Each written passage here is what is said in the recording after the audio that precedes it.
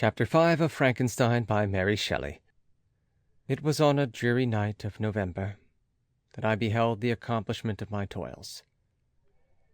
With an anxiety that almost amounted to agony, I collected the instruments of life around me, that I might infuse a spark of being into the lifeless thing that lay at my feet.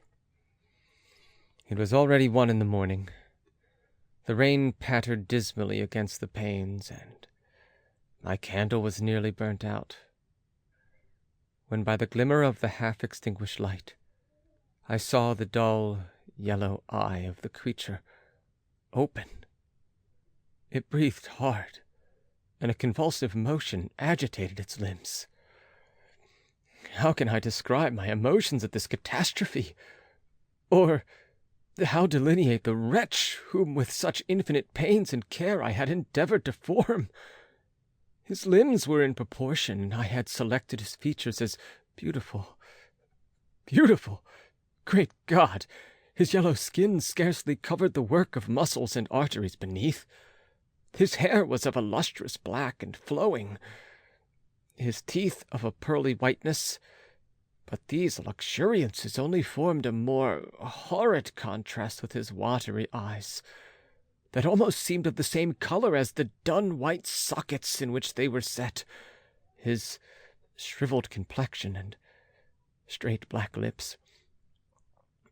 The different accidents of life are not so changeable as the feelings of human nature. I had worked hard for nearly 2 years for the sole purpose of infusing life into an inanimate body. For this, I had deprived myself of rest and health. I had desired it with an ardor that far exceeded moderation. But now that I had finished, the beauty of the dream vanished, and the breathless horror and disgust filled my heart. Unable to endure the aspect of the being I had created, I rushed out of the room and continued a long time traversing my bedchamber, unable to compose my mind to sleep. At length, lassitude succeeded to the tumult I had before endured, and I threw myself on the bed in my clothes, endeavouring to seek a few moments of forgetfulness. But it was in vain. I slept indeed, but I was disturbed by the wildest dreams. I thought I saw Elizabeth, in the bloom of health, walking in the streets of Ingolstadt. Delighted and surprised, I embraced her, but as I imprinted the first kiss on her lips, they became livid with the hue of death. Her features appeared to change, and I thought that I held the corpse of my dead mother in my arms. A shroud enveloped her form, and I saw the grave worms crawling in the folds of the flannel. I started from my sleep with horror. A cold dew covered my forehead. My teeth chattered, and every limb became convulsed, when, by the dim and yellow light of the moon, as it forced its way through the window shutters, I beheld the wretch, the miserable monster whom I created. He held up the curtain of the bed, and his eyes, if eyes they may be called, were fixed on me. His jaws opened, and he muttered some inarticulate sounds, while a grin wrinkled his cheeks. He might have spoken, but I did not hear. One hand was stretched out, seemingly to detain me, but I escaped and rushed downstairs. I took refuge in the courtyard belonging to the house which I inhabited, where I remained during the rest of the night, walking up and down in the greatest agitation, listening attentively, catching and fearing each sound as if it were to announce the approach of the demoniacal corpse to which I had so miserably given life. Oh, no mortal could support the horror of that countenance.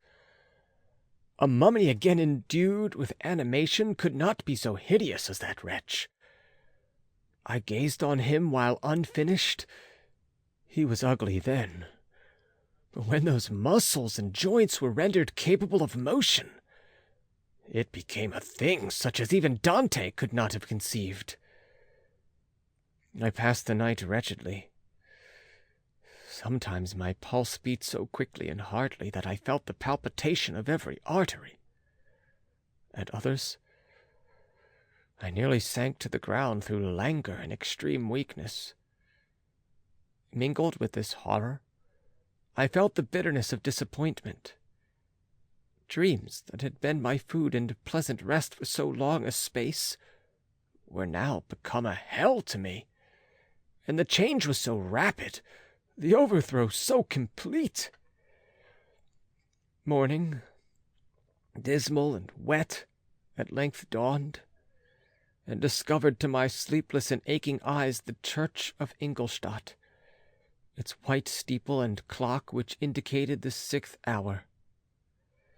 The porter opened the gates of the court which had that night been my asylum, and I issued into the streets, pacing them with quick steps, as if I sought to avoid the wretch whom I feared every turning of the street would present to my view. I did not dare return to the apartment which I inhabited, but felt impelled to hurry on, although drenched by the rain which poured from a black and comfortless sky. I continued walking in this manner for some time, endeavoring by bodily exercise to ease the load that weighed upon my mind. I traversed the streets without any clear conception of where I was or what I was doing. My heart palpitated in the sickness of fear, and I hurried on with irregular steps, not daring to look about me.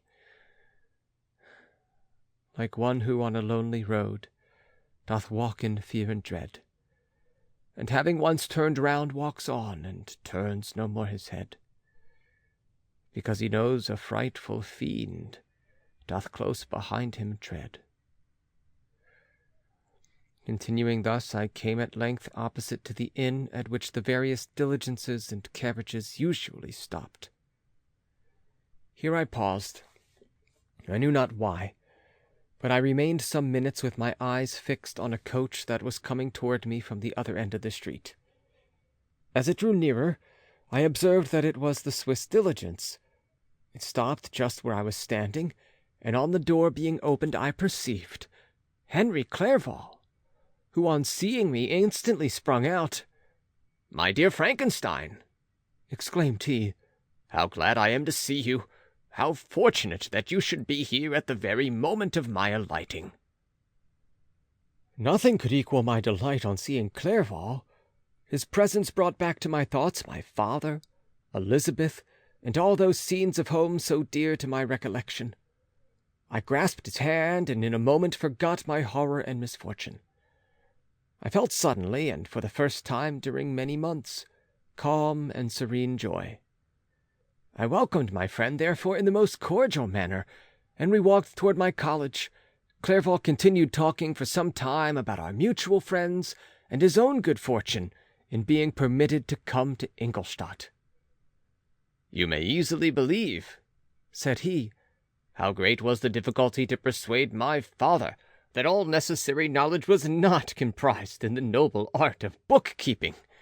And indeed, I believe I left him incredulous to the last, for his constant answer to my unwearied entreaties was the same as that of the Dutch schoolmaster in The Vicar of Wakefield.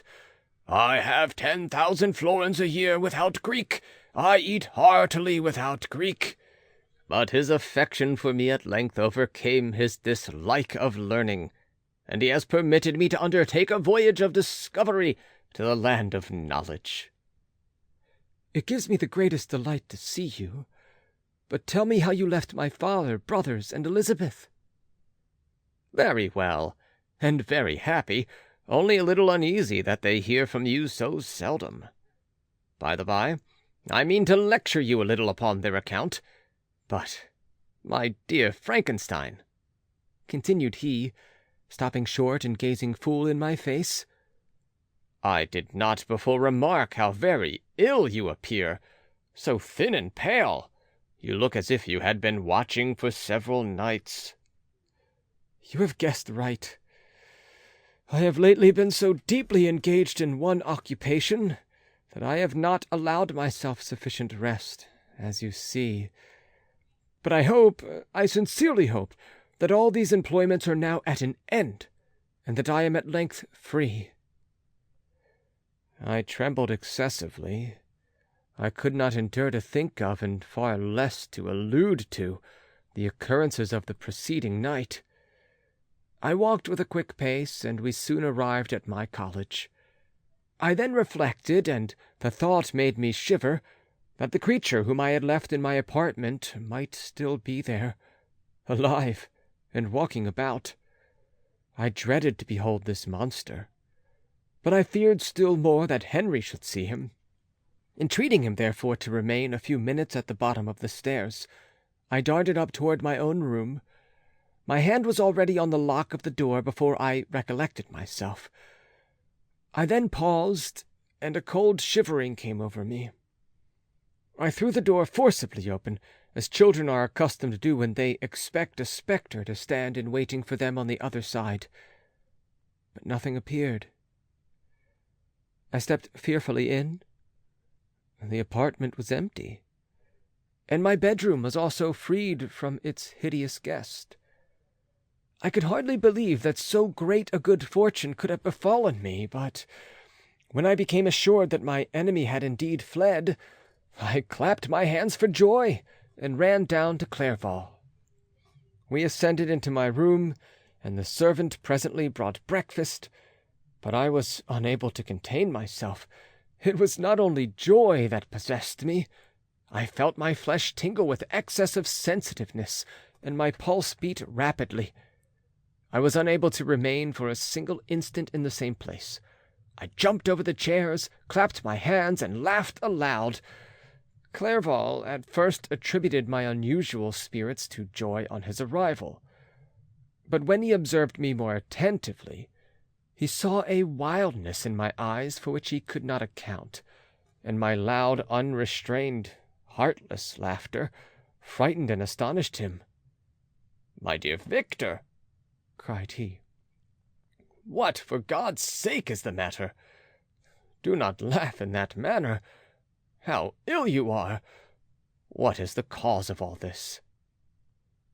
"Do not ask me," cried I, putting my hands before my eyes, for I thought I saw the dreaded spectre glide into the room. "He can tell. Oh, save me! Save me!"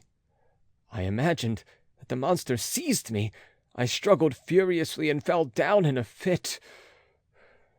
Poor Clerval! What must have been his feelings? A meeting which he anticipated with such joy so strangely turned to bitterness. But I was not the witness of his grief, for I was lifeless and did not recover my senses for a long, long time. This was the commencement of a nervous fever which confined me for several months. During all that time Henry was my only nurse. I afterwards learned that, knowing my father's advanced age and unfitness for so long a journey, and how wretched my sickness would make Elizabeth, he spared them this grief by concealing the extent of my disorder. He knew that I could not have a more kind and attentive nurse than himself, and firm in the hope he felt of my recovery, he did not doubt that, instead of doing harm, he performed the kindest action that he could toward them. But I was in reality very ill, and surely nothing but the unbounded and unremitting attentions of my friend could have restored me to life. The form of the monster on whom I had bestowed existence was forever before my eyes, and I raved incessantly concerning him. Doubtless my words surprised Henry. He at first believed them to be the wanderings of my disturbed imagination. But the pertinacity with which I continually recurred to the same subject persuaded him that my disorder indeed owed its origin to some uncommon and terrible event. By very slow degrees, and with frequent relapses that alarmed and grieved my friend, I recovered. I remember the first time I became capable of observing outward objects with any kind of pleasure. I perceived that the fallen leaves had disappeared, and that the young buds were shooting forth from the trees that shaded my window. It was a divine spring, and the season contributed greatly to my convalescence. I felt also sentiments of joy and affection revive in my bosom. My gloom disappeared, and in a short time I became as cheerful as before I was attacked by the fatal passion. "Dearest Clerval," exclaimed I, "how kind, how very good you are to me! This whole winter, instead of being spent in study as you promised yourself, has been consumed in my sick room. How shall I ever repay you? I feel the greatest remorse for the disappointment of which I have been the occasion. But you will forgive me." "You will repay me entirely, if you do not discompose yourself, but get well as fast as you can. And since you appear in such good spirits, I may speak to you on one subject, may I not?" I trembled. One subject. What could it be? Could he allude to an object on whom I dared not even think? "Compose yourself," said Clerval, who observed my change of colour. "I will not mention it if it agitates you, but your father and cousin would be very happy if they received a letter from you in your own handwriting. They hardly know how ill you have been, and are uneasy at your long silence." "Is that all, my dear Henry? How could you suppose that my first thought would not fly towards those dear, dear friends, whom I love, and who are so deserving of my love?" "If this is your present temper, my friend, you will perhaps be glad to see a letter that has been lying here some days for you. It is from your cousin, I believe.